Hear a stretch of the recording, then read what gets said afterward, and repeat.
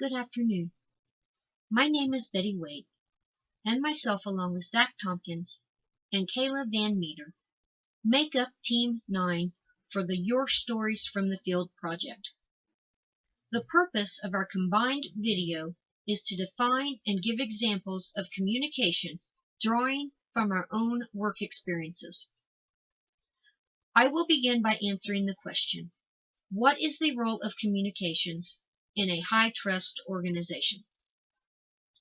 Communication is the single most important factor in building and maintaining a high-trust organization.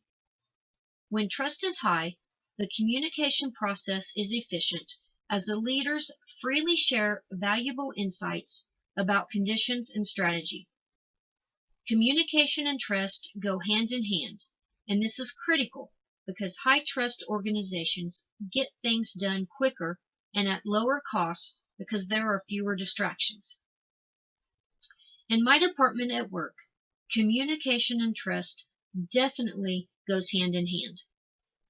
We rely upon each other on a daily basis when we have questions and concerns.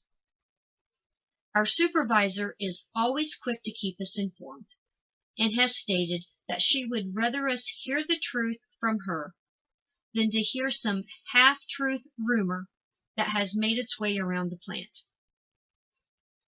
She is also always open to hear suggestions from us when we have ideas regarding our work process.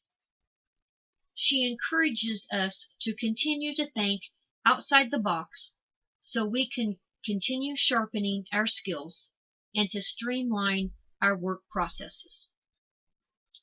Now I would like to introduce you to my next team member, Kayla Van Meter. She is going to discuss the question, how do your personal ethics and corporate ethics impact communications? Thank you, Betty Wade, for that great review of the role that communications have on high trust organizations. My name is Kayla Van Meter, and I'm here to talk to you today about personal ethics and corporate ethics and the impact that they have on communications. A person determines their personal ethics through various different ways. Some of these ways consist of their religion, their family, their friends, their culture, or their personal experiences. Wherever a person goes, their personal ethics go with them. They are what a person relies on to make decisions within their everyday life.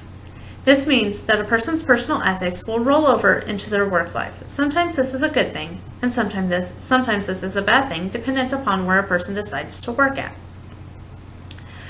Corporate ethics are typically set by formal policy statements and guidelines. Most businesses will have an ethical code in which they expect employees to abide by. However, just because an employee reads an ethical policy does not mean that the employee will follow it.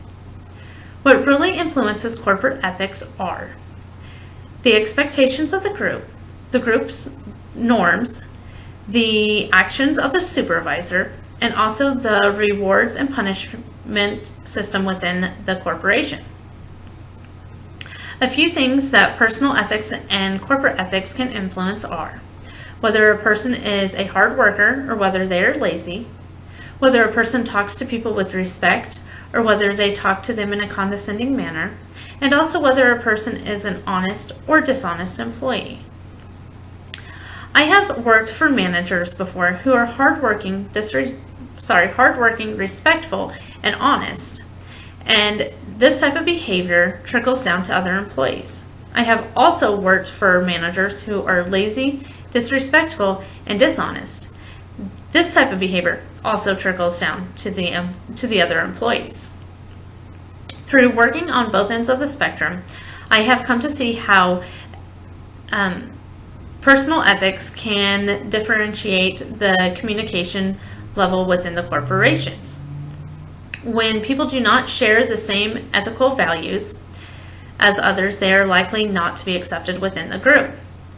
If you are lazy, dishonest, and disrespectful, and you are working within a company that values hard work, respect, and honesty, then people will be less likely to come to you with questions. They will not be able to rely on you to get work done, and also they probably won't come to you to talk about just their everyday life. Now, if you are a hard worker, you're respectful, and you're honest, and you work within a company that has a lot of people who are lazy, disrespectful, and dishonest, you probably will not be accepted within that group either. Thank you for your time. Now here's Zach Tompkins to discuss with you the characteristics of excellent communication. Thank you, Kayla, for that great response about personal and corporate ethics. My name is Zach Tompkins, and today I'll be answering the question, what are the characteristics of excellent communication? In today's world, we communicate through a wide variety of media and interactions. In order to communicate effectively, it's important that we are not able to communicate only in just person and in meetings, but able to communicate through text messages, emails, and social media. Another good example of excellent communication is being able to present the plans and goals of a company effectively as well as in a timely manner. In order to be a good communicator, a person must be able to clearly convey their message. At my job, working in retail, it's very important to be able to have a strong line of communication through every level of management.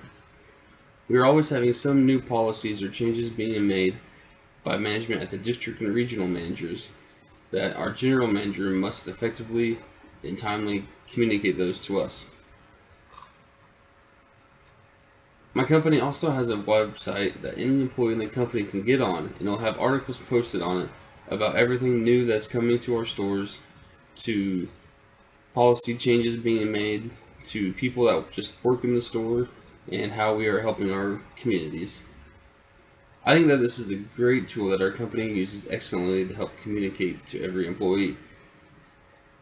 The purpose of this video has been for us to be able to define and give examples of communication as they have related to our experiences. I hope we have been able to successfully demonstrate those to you. Thank you to Betty and Kayla again for your excellent responses, and thank you for watching.